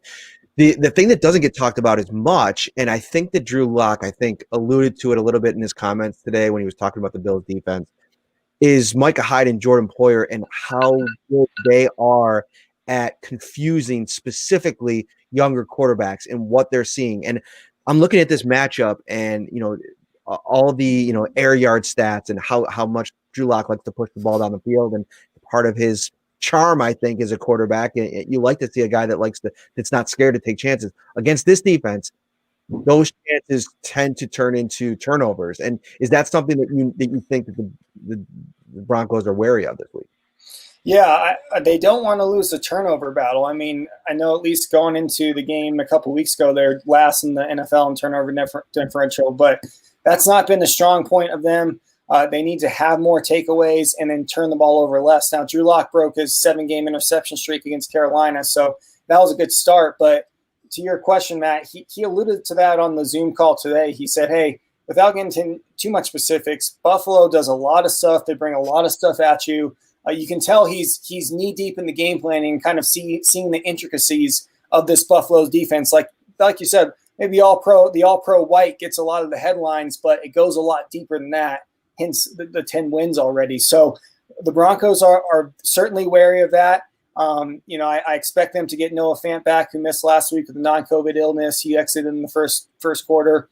Philip Lindsay and Melvin Gordon, both a little banged up, but I think they're going to play. So he's going to have all his weapons. Jerry Judy's been absent a little bit last few games. See if he can get going. So let's see if he can get going, but he knows it's a tough test with this Bills defense. Flipping over to the other quarterback in this game, Josh Allen, we've mentioned him a little bit already. The Bills have been one of the most pass-happy teams in the NFL, and based on the injuries in Denver in that secondary, is there any reason why the Bills should not be throwing almost every single down here come Saturday afternoon? No. I mean, you're looking at Stephon Diggs and Cole Beasley, and then Josh Allen, his cannon and his progression like we talked about against a Broncos secondary that's pretty depleted. Yes, you have Kareem Jackson and Justin Simmons anchoring at the safety slots, but the cornerback room has been basically decimated by injury, by suspension. AJ Boye, 6-game suspension for performance-enhancing drugs that he began serving last week. They lost a few cornerbacks, including Gasang Bassi, Bryce Callahan with the foot injury. He's still on injured reserve. So they're going to ask a ton of some young and unproven cornerbacks on Sunday against some very good and red-hot receivers, as we saw in the Steelers game and going back a couple weeks in before that. So Michael Jamutier, the rookie who's been up and down this year, he got benched at one point after a poor performance in Atlanta in November. Now, because of all these injuries, thrust back into the role. And Devontae Bosby also taking a long road. He's a fourth-year pro, started the year at Denver, played 4 or 5 games, got cut, went to Arizona, got waived there, got reclaimed by the Broncos, and now here he is, one of the starting cornerbacks once again. And another long road guy, Will Parks. He played for Denver for 4 years, went to Philadelphia, trying to find a starting role. Well, it didn't work out there. Broncos claimed him off waivers. He played his first game against Miami. He'll be once again the starting nickelback with, like I said, Gasang Bassi, the young, unproven, but promising undrafted rookie whose season was ended by a knee injury. You look at the tale of the tape that the team puts out every week, and you go down the Broncos side of things, and they're really similar to the Bills last year. I mean, they're averaging just under 20 points a game. Their defense is obviously, much better than their offense. And statistically speaking, the one thing that the topic that came up pretty regularly today, is this red zone defense for the Broncos. Now, I think that once you get in close, it's kind of easier to, alleviate some concerns on your boundary corners because, the field shrinks and your option shrinks. The safeties can kind of get more involved. And I think that, my first question is, how have the Broncos been so good in the red zone? And, how much does that, their linebacking core, which, I kind of took a stroll through the depth chart and nothing really popped off the page at me. I mean, who's playing well and who's kind of the key drivers, especially in the red zone for this front? Yeah, man, I think you said it. They're kind of covering for some of those thin spots in the secondary, especially at cornerback when they get into the red zone. I give the safeties credit once again, Kareem Jackson, Justin Simmons, for really anchoring back there, making sure they're in the correct calls, correct assignments down near in the red zone and near the goal line. The linebacking core, I also give credit. Alexander Johnson, Josie Jewell, they played pretty well this season, their first full season as starters in Vic Fangio's system, so I give them credit. On the outside, Malik Reed and Bradley Chubb. Bradley Chubb's got 7.5 sacks this year, red zone aside, so he's getting back to work following the ACL injury that sidelined him the last 12 games last year. I credit them, but then really I credit the guys up front and also Vic Fangio's play calling, head coach and defensive play caller. I think he's doing a great job, Fangio from the sideline, and the guys up front. There's been so much turnover up there. 2 of the 3 week 1 starters, season-ending injuries, Mike Purcell and Jarrell Casey. Shelby Harris has missed some extended time, 4 weeks, because of coronavirus stuff. So he's finally getting back in the swing of things. Look for him to make some big plays. He can stuff the run. He can knock down those passes in the red zone. And then some of these younger guys, Draymond Jones, DeMarcus Walker, kind of coming on strong. So all of that is kind of creating this perfect storm where they're keeping opponents out of the red zone. And really, I mean, some of these games they've lost. They've kept opponents out of the red zone. It's prevented it from being a blowout. They played Kansas City. Kansas City was 0 for 4 in the red zone, 0 for 3 from goal and to go, but still not really much of a game. And that kind of speaks to some of the issues they're having in other facets of the defense and the offense as well. So real quick, flipping back over to the offense with Jerry Judy. And the reason I bring him up is after last year's playoff loss for the Bills, I think the number one thing the fan base said is, man, we need a number 1 wide receiver. And going into that draft, a lot of fans were saying the Bills should be targeting one of those 3 wide receivers. And obviously the Bills ended up trading that pick, getting Stephon Diggs. And one of the comments we heard was, we didn't think one of those big guys were going to be there for us in the first round. Based on the research I think a lot of fans did, how has Jerry Judy looked so far in his rookie year with the Broncos? I think lots of flashes to make the fan base happy and hopeful for the future. Now, that's not to say they hadn't expected maybe a little more out of him. He's been a little up and down. The first week, his NFL debut, had a couple key drops and then lost to the Titans. These past few weeks, as I mentioned earlier, hasn't really done much of anything. He had 2 catches for 42 yards against Carolina. Before that, 1 catch for 5 yards over the 2 games before that. So now one of those, they were playing New Orleans where they didn't really have a quarterback. So I give him a pass for that. But he got some flack, or maybe I should say some attention here in Denver for his tweet 2 weeks ago after the game where he said, "At least I got my conditioning in." Quickly deleted, but point made. He was, he since he's a little frustrated. Vic Fangio, Drew Locke asked about that, and they're like, "Yeah, we don't care. We understand. He wants the ball more. We want to get him the ball more." So I think the future is super bright for Jerry Judy here in Denver, and Broncos are going to end up, coming out with that pick looking pretty good. That's not to say there weren't some other wideouts. I think Justin Jefferson, the seasons he's having in Minnesota, can't be overlooked. But hey, as Buffalo fans, like you mentioned, you can't be too upset that you landed with Stephon Diggs and with this production he's having with Josh Allen this year. Well, this has been a great segment. We learned a lot. Excited for this game on Saturday. Kyle, why don't you let everybody know where they can find you on social media? Because I think the Bills fans do like following things from the other side every week. I noticed that from the Bills Mafia quickly mobilizing after that Locke tweet on Tre'Davious White. So at Kyle Newman DP on Twitter and denverpost.com/Broncos for more insight into the Broncos and into the matchup this Sunday. Or this Saturday, should I say. Yes. I've had to delete that in a few stories already. Oh, yeah. So I'm sure it'll be more time. Constantly. Thanks, thank you so much. Enjoy the game. Thanks, guys. Take care. Ready for football? Tops is with ready-to-serve fan favorites everyone will cheer for. Delicious family or party packs like pizza, sliders, fried chicken, barbecue, or beef on whack. Starting at only $4 per serving. Perfect for game day and any day. Only at Tops.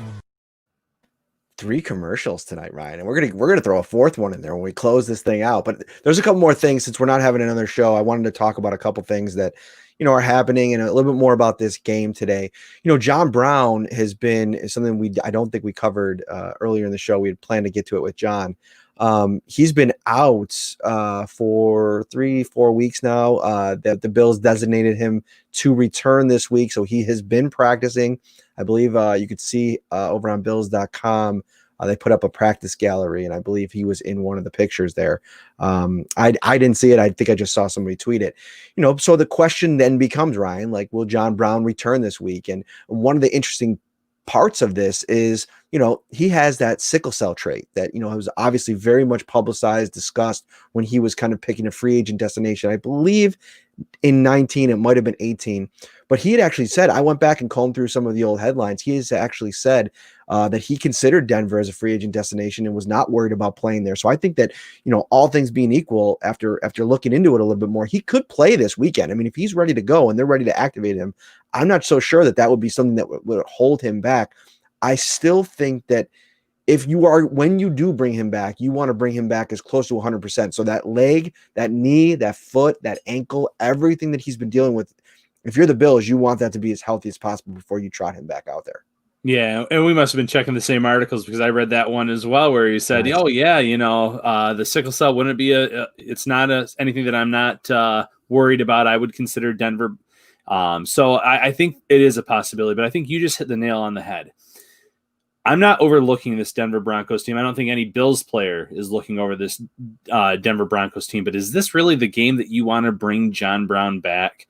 That I know the Broncos are decimated by injuries in the secondary, and it'd be great to have another guy out there that could catch the ball and have a big game, but it's more important to have him at 100% in the playoffs. It's more important to maybe have him in these last two games on a limited pitch count if they've already clinched the division and you're still trying to improve your seeding to a certain extent, but it's the playoffs that you want this guy at 100%. We know what John Brown can do. We saw what he was like as Josh Allen's number one wide receiver last year. If you can get to that first playoff game with him having some limited reps in games, with him having a few weeks of practice, and have him with Stephon Diggs, with Cole Beasley, with Gabriel Davis, that is going to cause fits for an opposing secondary. So I just think big picture, I want him at 100% for the playoffs. So I'm not sure this is the week to bring him back, but if the Bills are comfortable with it, you're right. There's the sickle cell is not going to be a factor that holds him back. Another thing in this game to watch for, I think that we could see the Matt Milano role expand once again, and maybe him kind of get the lion's share of those snaps as he continues to look pretty healthy. I think we could see that. I also think we could see them stick with what has been working and kind of this combination of still getting AJ Klein, some playing time. That's something that, going into the season, I thought we were going to see a lot more 3 linebacker looks. You go back to last year, Lorenzo Alexander played 48% of the snaps. I thought we were going to see AJ Klein in that similar kind of split, but the Bills are just so comfortable in that nickel formation that they don't really go to those 3 linebacker looks very often. So I think they're going to continue to split time. I still think they're going to want to get AJ Klein on the field. He's making a lot of money, and he's also shown that he can make plays. Yeah, he's a guy that was playing great football these last few weeks, probably from the Seattle game on, and he's missed a few tackles here and there over the last few weeks, but he's not the step behind that he was early in the year. He's comfortable in this defense. He knows exactly where he should be now. He's come close to a few turnovers in the last few weeks as well. So you want him out there, and maybe you do see a few more 3 linebacker sets against this Denver Broncos team because they do have a really good run game, and maybe you want to have them both out there for that, where we want to stop Phillip Lindsay and Melvin Gordon on these early downs, and maybe just, I'm not saying play out of that defense all game long, because you're right, they're very comfortable in that nickel defense, but maybe at least try to mix it in a little bit more against these run heavy teams, against the Patriots coming up here. I think you'd see a lot of that too, because they're so, run happy and things like that. But yeah, when they are in the defense that we've come to expect out of them, you still have to get AJ Klein in there. You still want Matt Milano healthy for the playoffs. And I know he's been playing a little bit more here and there. He's been going after the quarterback. He's been in coverage. But I don't know if that pectoral injury fully heals until we hit the offseason and he has an extended period of time to rehab it and get that right. So you just don't want to have one play go awry or overplay him right now and have that lead to another disaster where you're shorthanded again or missing your best cover linebacker. If you have a question, please put it in the comments. We're going to go a few more minutes here. I got a key to the game. I want to ask you for a key to the game, and then we'll give our predictions. There's also 2 other points I want to hit on. Vic Fangio and Tremaine Edmonds before we get out of here. Let me start with Vic Fangio. So something that I learned today, Sean McDermott was in his press conference, and a new thing they're doing this year is on the Zoom calls, we're in there and so is the Denver media or whoever the opposing team's media is. And the Buffalo media starts and they get their portion, then it turns over to the Denver portion. They get to ask their questions. And I learned that early on in Sean McDermott's career, Vic Fangio actually is somebody that had a pretty profound impact on him.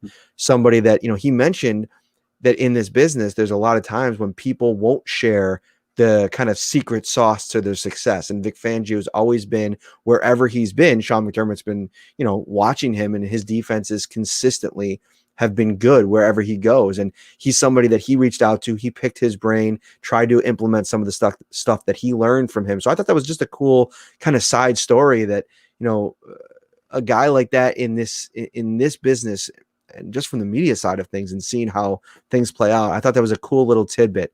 I might write that up later in the week. Depends on how busy it is, but I wanted to share it because I thought it was pretty cool, because you look around the league and I almost feel like you can kind of pick who's probably open with information and who's not. I think that's definitely a fair assumption. And when you look at Sean McDermott's career, it is interesting to look back and see some of these influences that he's had. And he obviously wasn't with Vic Fangio anywhere for an extended period of time, but being able to pick his brain, that's probably been huge for him. Being in that Andy Reid coaching tree, being able to see the other side of the ball and what works and how you can counter that. Having Jim Johnson in Philadelphia for that extended period of time. So he's had some great coaches around him. And then obviously having a guy like Fangio who would allow him to pick his brain. All those little things come together to help mold a coach into what he is. And obviously Sean McDermott, over these last few years as a head coach all around, you're starting to see some little subtle changes, more aggressiveness on offense, going for those fourth down plays. You're seeing the defense evolve over the course of the season, playing with more aggressiveness as well. So I think that having a guy like Fangio, who you're right, has always been very successful with his defenses, be open with him probably early in his career, really did benefit him and help him get to where he is today. All right, let's get the keys of the game. I see a Levi Josh question. We'll get to that as well. For me, the Broncos are what is it here? 27th in the NFL out of 32 teams. They're giving up 131 yards on the ground per game. I think this could be a game where the Bills go back to that run game. I think what they saw in the fourth quarter from Zach Moss against the Steelers probably provided some confidence. Like, it's kind of this catch-22. Like, what do? You're so good passing the ball. Do you really want to go into a game like this and run the ball? Well, it's going to be a game where you're at altitude. Guys are going to get tired quicker. Maybe you do want to try to impose your will a little bit, get that running game going. When the run game has gotten going in a couple games this year, it's been good. I mean, you go back to that Patriots game, and the Bills really found, some success there. I think what'll be interesting too is how they do their game day active roster. Go back to game. I think it was San Francisco. Was it San Francisco? Yeah, I think it was San Francisco, where both Singletary and Moss both got banged up in the same game. Where just for a moment, it might have been a week before that, but it seemed like in the first quarter, both of them, like Singletary was off on the sideline running, and Moss kind of banged up his knee or something. I could see them maybe activating TJ Yeldon and having a third running back available in a game that's probably going to be physical. If you do want to run the ball a little bit more, but I'm maybe completely off base here, and they're going to throw it 40 times. And what's your key to the game? Well, maybe the key to the game is throw it 40 times against that beat up secondary, where you have Will Parks playing a safety playing in that nickel spot, where you have some guys that I think he didn't mention Nate Harrison, but Nate Harrison's a guy that might play a little bit too. And he was brought over. He played with the Jets earlier this year and some other teams. So they're really banged up. But the one thing I'll say is take advantage of whatever looks the Broncos are giving you. If you're spread out and you have a lot of smaller players on the field, then run the ball, pound it with Zach Moss. There's going to be some opportunities to be had there. Don't be one-dimensional just because this team is beat up in the secondary. Try to find some balance, because I've said this 100 times over, and I'm going to stand by it. Come playoff time, this Bills team, as great as they have been at this point of the year with being a very pass-heavy team, you want to be able to have some balance, because they're going to have a home game in Buffalo in January. We do not know what the wind's going to look like. We don't know how much snow there's going to be. They have to be able to establish a little bit of a run game.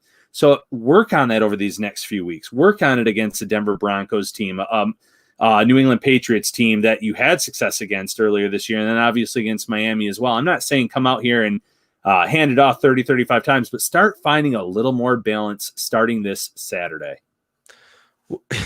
PJ in the comment. I love PJ, man, on YouTube. Great, always great comments. Build the dome now. I love it. Full support. Everybody, it's funny. Well, a lot of the Bills fans that were, anti-dome for all those years because they like the environment, the blue collar nature of the city, and just the classic snow games over the year. Anti-dome. You all of a sudden get a top 10 quarterback who's looking like he's thriving in indoors, and it's like you build that dome. I'll pay anything. Let's get Josh Allen this offense cooking. I know. And it's funny because when I said something about a dome like a month ago, I had someone in my mentions coming after me like, well, how do the fans dress for the tailgate then? Because if they're bundled up for the tailgate, they're going to be freezing cold when they get it, or they're going to be too warm, I should say. When they get into the stadium, like, take your coat off. You can make it work there, guys. You don't have to tailgate hours ahead of time either. Hey, Pat. I know Pat. Pat's a good guy. Pat Galante, thank you for joining us on Facebook. And he's got a good question here. What's your thoughts on Dawson Knox? Will the Bills keep trying to get him involved moving forward? He seems to be getting targeted more. Is that because of matchup or extra effort in getting him involved? Why don't you start, Ryan?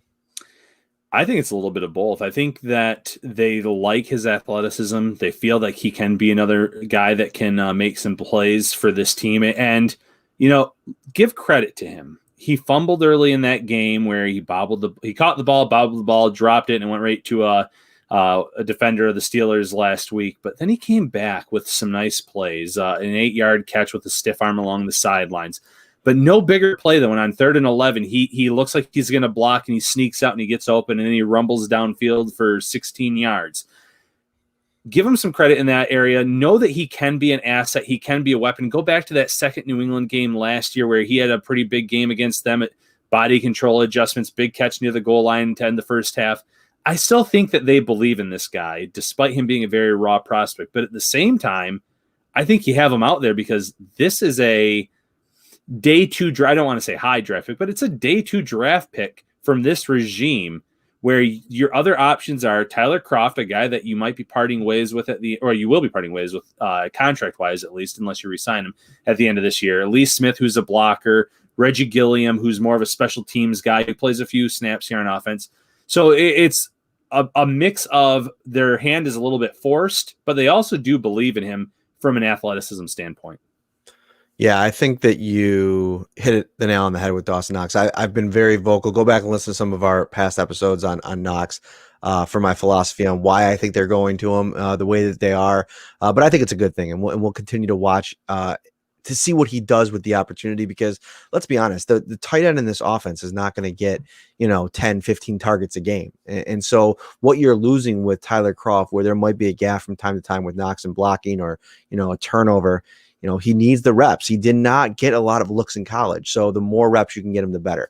The Sister Show on YouTube. Thanks for your insight, guys. If Bills finish 13-3 and have healthy lineup, how far do you think the Bills can go? It's weird, man. Like I don't want to jinx anything for you guys. And I don't want to put any bad mojo on it, but I think that they're a Super Bowl caliber roster.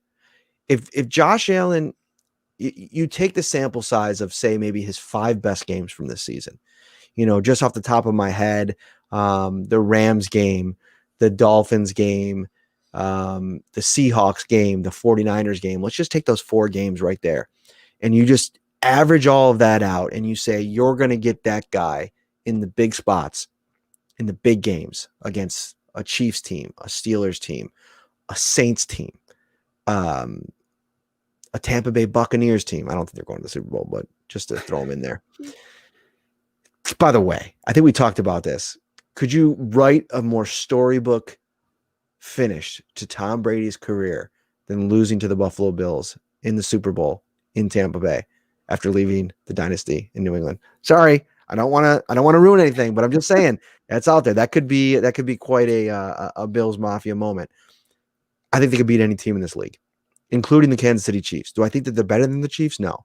I think the Chiefs have the better quarterback and they have the better roster. They have better playmakers, which is crazy to say because I think Stephon Diggs, Cole Beasley are top notch. But you're talking about Tyreek Hill, who can change the face of a game at any moment. Travis Kelce, who's leading the NFL in receiving right now. It's unbelievable. They're just a great team with great players at a lot of different important positions. But on any given Sunday, if the Bills bring their A game, do they have the horses to beat the Chiefs in a one-game environment? I think yes. Yeah, and I was going to say, if the Chiefs and the Bills play 10 times, the Chiefs might win 9 of the 10. But all the Bills need is that one time. In the playoffs, it's all about who's hot on the right time. You go back to the year that Baltimore won it all with Joe Flacco. Was Flacco the best quarterback in the playoffs that year, in the AFC that year? No, he wasn't. Were the Ravens the best team? They were one of the better teams in certain aspects for sure, but they weren't the best team. They just got hot at the right time. Josh Allen and the Bills are getting hot at the right time. They're building this momentum up here. 6 of the last 7 truly could be 7 of the last 7 if it wasn't for a fluke Hail Mary where 9 times out of 10 that doesn't get completed. So they're peaking. They're playing great on offense. We've seen it now back-to-back weeks against these great defenses. I know the 49ers were a little banged up. I know that the Steelers were missing some linebackers, but these are still 2 of the better defenses in the league. And I saw Josh Allen outplay those defenses. Yeah, I mean, Robert Salah had no answers for Josh Allen in that offense. In the second half, Josh Allen had every answer for the Steelers defense. We've seen him beat the Dolphins. We've seen him beat the Rams. I think you should feel confident in this offense being able to match up against any team that they see in the playoffs. The defense is playing better. The special teams have been pretty rock solid all year. Andre Roberts is having an all-pro season. Tyler Bass has really settled in.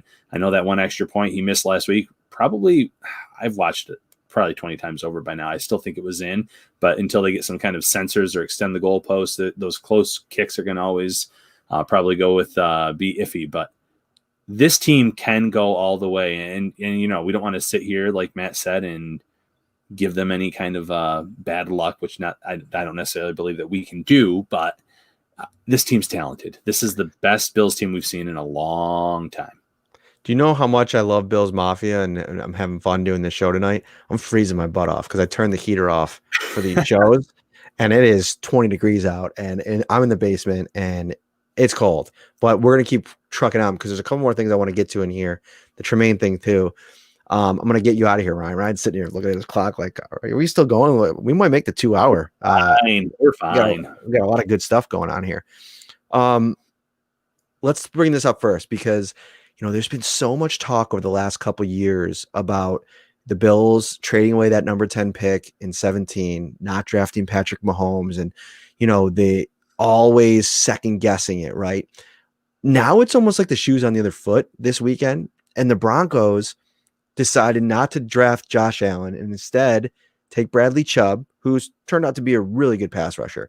But with all the questions that remain about Drew Locke, and maybe one of the questions I probably would have liked to have asked Kyle is how they built around him, offensive coordinator, play caller, quarterbacks coach, all those little things that the Bills have done such a good job. They've obviously gotten him weapons. I think KJ Hamler, Jerry Judy, real high ceilings, and Stephon Diggs was complimentary of him today on his conference call. Said he knows both of them. His brother obviously played at Alabama with Jerry Judy.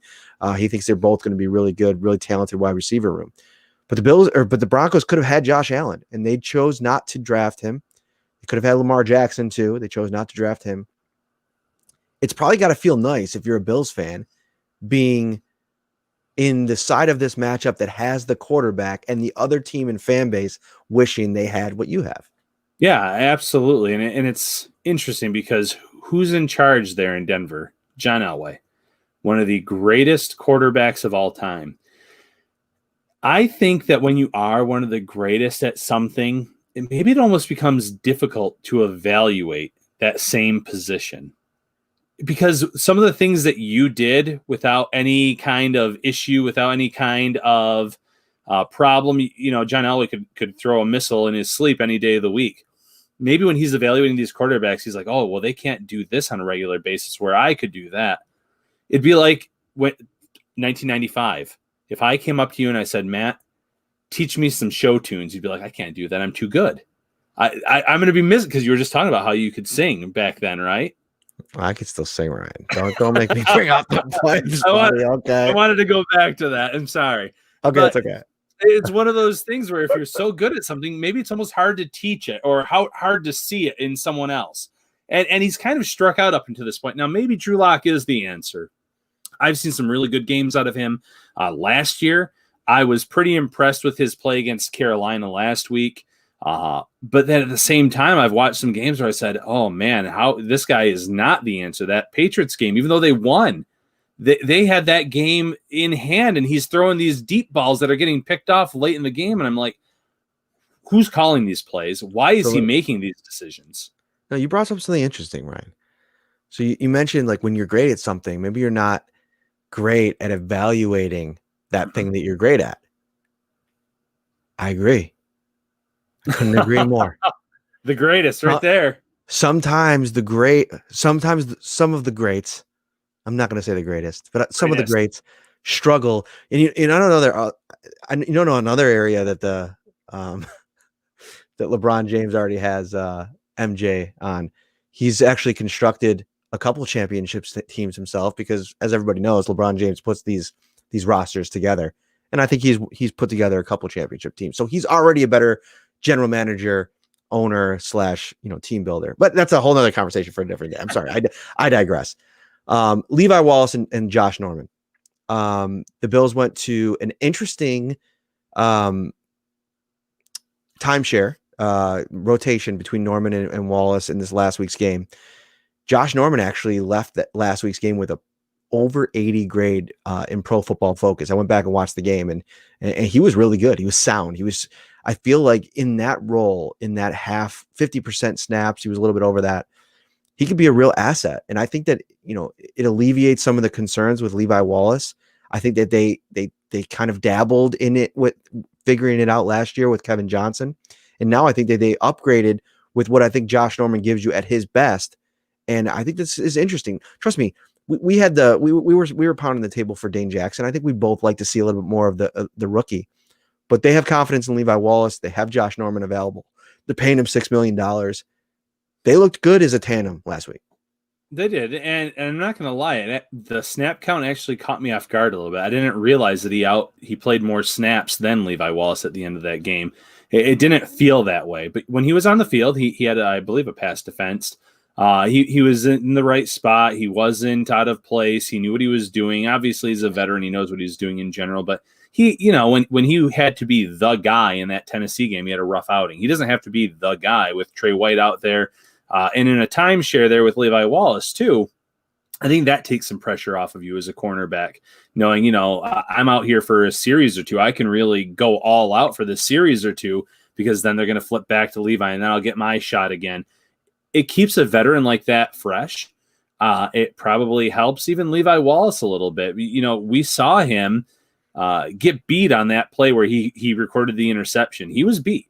Ben Roethlisberger just threw a terribly underthrown ball, and Levi was able to catch up to it, adjust on it, and make a great interception. So kudos to him for that. But maybe he was so fresh that he was able to close that gap on the underthrown ball. I don't know. But at the same time, having a little bit of a platoon there is not a bad thing for this team, getting them some more reps, because if one does go down then the other, though, can say, hey, I have already been playing 25, 30 snaps per game. I can step it up here and play a little bit more there as well. I hate to disappoint Dustin, but I'm not going to be sending us out with show tunes tonight. But hey, maybe one of these late night post game shows, it could get a little crazy because I get a little loopy and tired. You never know. Before we get out of here, let's give our predictions. How do you see this game going between the Bills and Broncos on Saturday? I did say on Twitter yesterday, I think it could be closer than some fans anticipate. But at the end of the day, this Bills offense has too much talent for a depleted Broncos secondary. So I'm going to say Bills 31, Broncos 14. Okay. So I think I'm going to go Bills 28, Broncos 17. I agree with you. I think that this could be a situation where the Bills are able to score, able to move the ball. And I think that the Broncos will be able to do a little bit of their own work in that department. But I just think the Bills secondary is too good for Drew Locke. I don't see him being able to put together 60 minutes of mistake-free football, and this team has shown that if they'll take advantage of mistakes. So I'm going to go Bills 28. What did I say? 28-17? All right, yeah, 28-17. I forgot already. Before we get out of here, one little note on Tremaine Edmonds, and I know a lot of you follow me on Twitter, so you probably saw that I tweeted this out this morning, but there was one little tidbit from after the Pittsburgh game that I forgot to tweet out or do a story on. We were doing the show. I was working on some other stuff. And Tremaine Edmonds or Stephon Diggs said something really interesting about Edmonds. And in the hustle and bustle of, the excitement after that game, Tremaine Edmonds kind of took the floor in the post-game locker room and quieted everybody down and basically was like, listen, good win. This is just our first step. We haven't even reached our first step, which was winning the division. Stay humble. We have more football to play and we have bigger goals. And it got me to thinking how rare that is. Not that Tremaine Edmonds can be a leader or that he would take that stage. I mean, I remember last year before the Houston Texans game, he stepped up. Lorenzo talked a little bit about it, and he basically, gave the message to the team that week and took over. And I remember that was a big storyline last year. And then he was kind of being groomed in that role. He's very comfortable in the role. But just because somebody's comfortable in the role doesn't stop it from being really awesome and cool to see. And, for a guy that took a lot of heat earlier in the season, I mean, both you and I think, and maybe not you, but me definitely, I was a little bit critical of some of his play, even despite the injury. I think that Bills fans should be really excited with what they have in a developing, still 22-year-old middle linebacker. Is that not just unbelievable? There's only 4 Bills on this roster, and he was drafted 2 drafts ago, Tremaine Edmonds, that are younger than Tremaine Edmonds on this team. It's pretty special stuff. I tweeted it today. Yeah, and there were linebackers in this year's draft that were older than him coming out. So he is still a really young kid, but he's starting to really take on that leadership role a little bit more each week, each year. And he's right. I wouldn't be shocked if the Bills win on Saturday. Yeah, there's going to be a little bit of a celebration winning the division for the first time since 1995. But I think the fan base will be the ones that'll be going off the rails, excited about it. Where I think the Bills, they'll wear the t-shirts, they'll wear the hats, but they're going to say the same message. This is the first step. We didn't come into this season to win the division. We came in with a much bigger plan in mind, obviously that being the Super Bowl. And winning the division, it'd be great. It'd be one of those other things you can cross off your list if you're a Bills fan saying, oh, I'm sick of, seeing the graphic that shows the Colts, the team that's not even in the division anymore, having won it before, more recently than the Bills. It'd be nice to have the Bills leapfrog them and say that they've won the division. But this year, I came in and I said, it's all about winning at least one playoff game. And now I'm thinking I may have undersold it. I don't know if one is enough anymore. That's how good this team is. That's how special this team can be if they're firing on all cylinders. We just dropped a 2-hour pod on your faces, Bills Mafia. I hope you enjoyed it. This was, we had a great time doing it. And if you joined late, we put together our preview episode, which we usually do on Fridays, the game Saturday. So that won't have enough shelf life. And so we wanted to combine it all in this one. You can get it on all of the audio platforms. If you came in for a snippet and you want to go back and listen to the whole thing at your convenience, find us on Apple, Stitcher, Spotify, Google, Podbean, anywhere you get your podcast. Subscribe to the Shout Buffalo Football Podcast. Give us a rating and review while you're there, if you will, and have yourself a great week as we inch closer and closer to the playoffs here. I mean, it's going to be a wild December, wild January, and we're looking forward to covering it. And we might be getting on the road here once the playoffs come. Crossing my fingers. Hopefully, these numbers are doable, but we'll see how it goes. Yeah, it would be phenomenal if we could get some travel involved here after the way 2020 has been for everyone in America. And I know a lot of the Bills fans watched that Browns game and said, hey, why can't we have a little bit of fans in the crowd like that? I'm hoping all the best come playoff time, but I wouldn't hold my breath on it either. But it would be nice if some fans could see a playoff game for sure. All right, guys, go get some sleep. It's 10 o'clock on the East Coast. Thank you to our viewers in Alaska, who I think I just saw Sonny check in. And to PJ, my friend on YouTube, one of our most faithful viewers. Enjoy another Topps commercial. Have a great night. Ready for football? With every game a home game, Topps is ready for you with its TV a Day giveaway. For 6 weeks, every day you shop is a new chance to win a massive 70-inch 4K TV. Shop Topps for the best deals in town, in store.